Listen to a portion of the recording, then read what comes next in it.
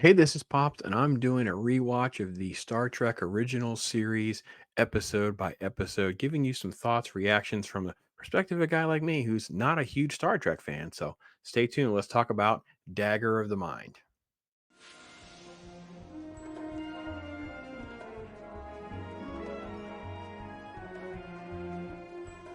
All right, folks, I am Pops, and yeah, I've been reviewing pop culture and entertainment in some way, shape, or form for over 20 years. I'm not a massive Star Trek fan. I grew up on original series with my mom, and I've been doing this rewatch through the advice and suggestion and recommendations of Nerdporeal Lifeform and many others. But definitely give credit to him for giving me this production order that we're watching. And this week was Dagger of the Mind. And starts off right away with seeing Kirk with a couple red shirts. And I love the fact that we're getting red shirts now. We didn't have them for a little while. I love the low cost actors getting some screen time here. They easily could have plugged Scotty in. I'm assuming there's a cost savings there.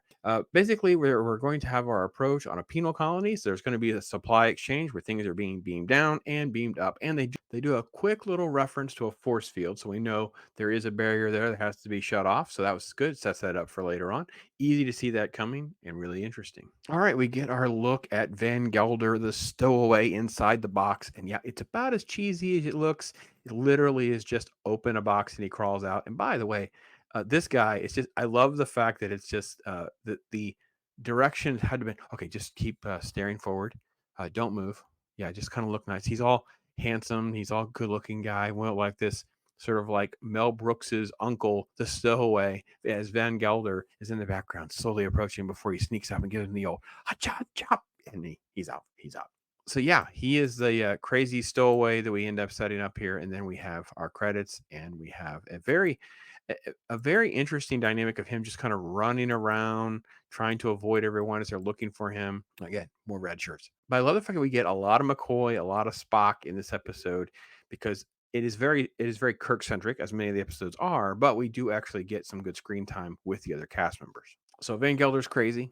He's behaving irrationally. Everyone's searching. There's some communication with the planet on who he actually is, and he wants to. He's threatening the ship and all that. And then of course we get a little quick little quasi fight scene before Spock engages. Gives him the old neck pinch. He's out for the lights, and then he's going to be examined.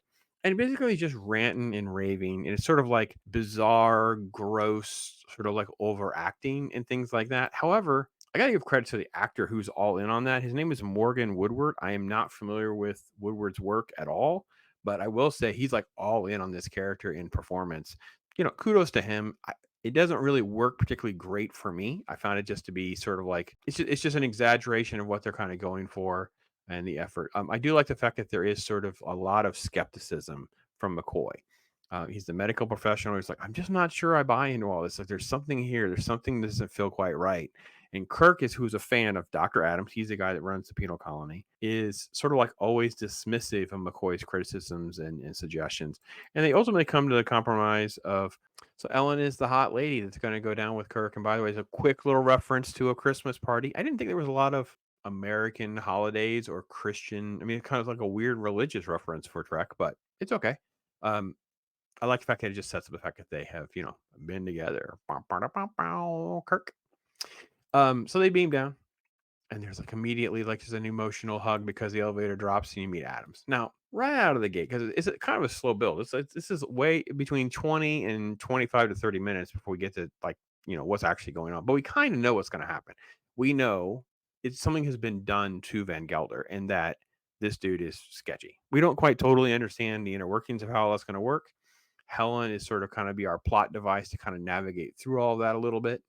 And that's kind of how the episode kind of shakes out for the most part. This character was kind of strange. She just kind of comes and goes, and I don't know like the whole story here, but she kind of keeps one eye squinty and one eye bulging through the whole scene of like mindless dribble.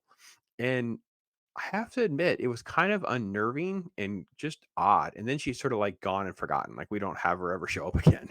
So it was kind of interesting, but also just odd and weird. This is another mindless drone. He's running the controls of the what's it called? The neuralizer, the neutron neuralizer. Come on,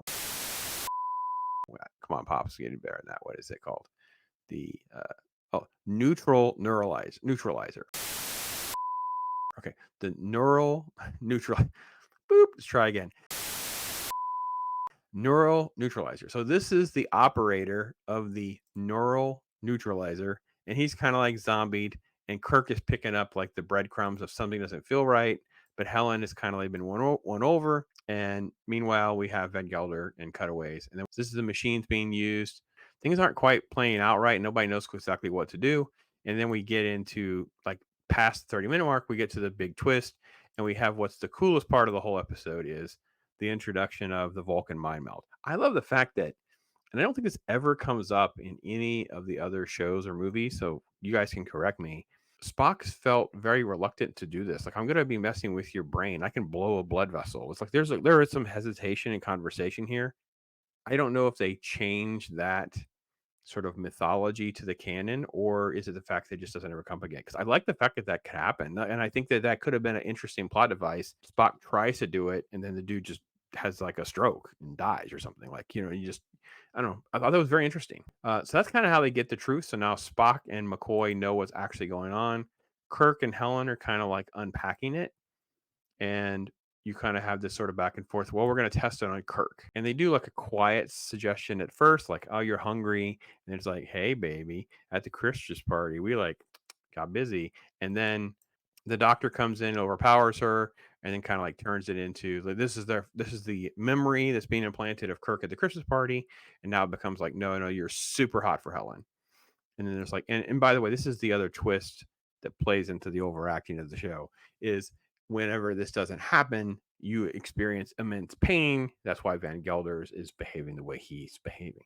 That's kind of how the episode kind of plays through. We get 40 minutes or so in. This kind of made me laugh because there's like this massive effort. Can you help me pry open the ventilation cover, the air shaft vent?